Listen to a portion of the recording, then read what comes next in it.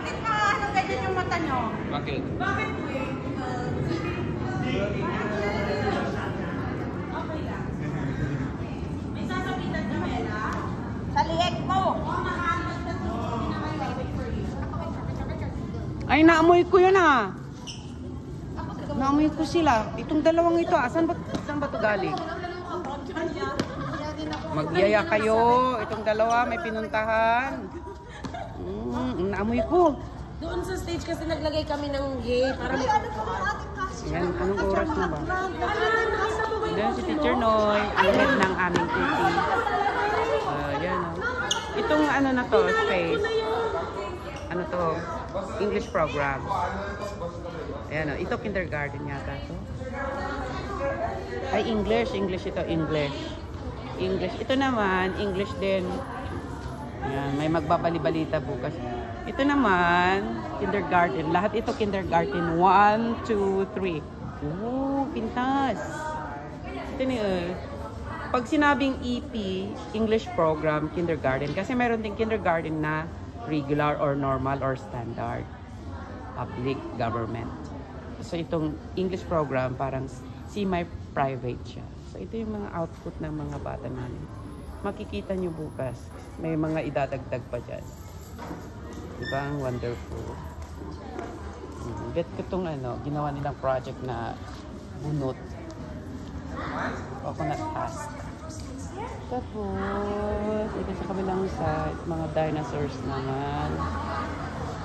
Tapos yung doon, may mga environment naman.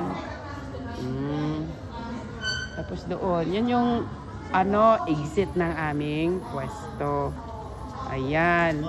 Yan si Teacher Joshua, math major. Tapos na yung booth namin. Ayun na yung math, Yun, math doon. Kasama ko si Teacher June, tsaka si Teacher MJ. Ang susunod naman dyan is science. Teacher Clarissa, Teacher Lani, ganyan. Ito naman yung arts ni Teacher Chanel. Si Teacher Chanel na lang pala ang hindi pa tapos. Tapos ito naman yung kay Teacher Gary na ang daming paandar, guys. So, yan. Tanungin natin kung kumusta na naman siya. Ano yung masasabi mo sa... Ay, grabe. Grabe. Ang luwang ng ng pwesto mo. Di ba, ano po yung subject daw na tinuturo nyo, Teacher Gary? Social Studies with economy, proficiency economy program. That's the #1 program of the King of Thailand. I-ano natin? Because of the sufficiency economy, Thailand really like is booming right now. And we have the Money Expo. Okay, Money Expo.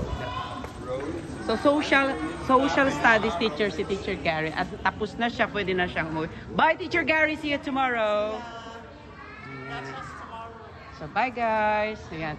Yan yung kabuuan ng aming ASEP. ASEP, again, means Taburay School English Program. Toy Story po ang aming theme for this year's open house. Ayan. So, tingnan natin ang kabuuan. Dito tayo sa labas. Sa labas tayo. Titig. So, meron. Yan.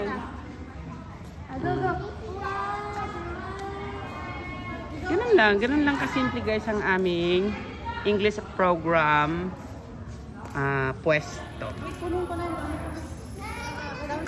So, dito doon sa labas, yun yung mga regular.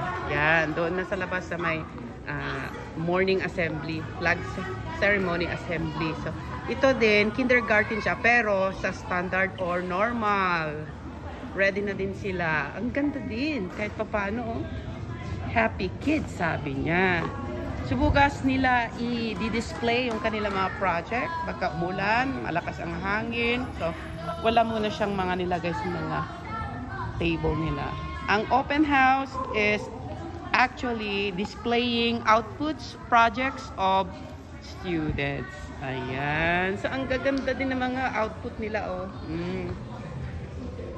Kahit kindergarten sila, marunong na silang mag-drawing, Magaling talaga sila sa art. So, kung gusto nyo ang mga nakikita nyo at gusto nyo pang makita ang bukas na totoong open house, okay, subscribe nyo lang ang aking Facebook page, Christopher Rosario OFW Guro, Thailand. Thank you and mabuhay everyone.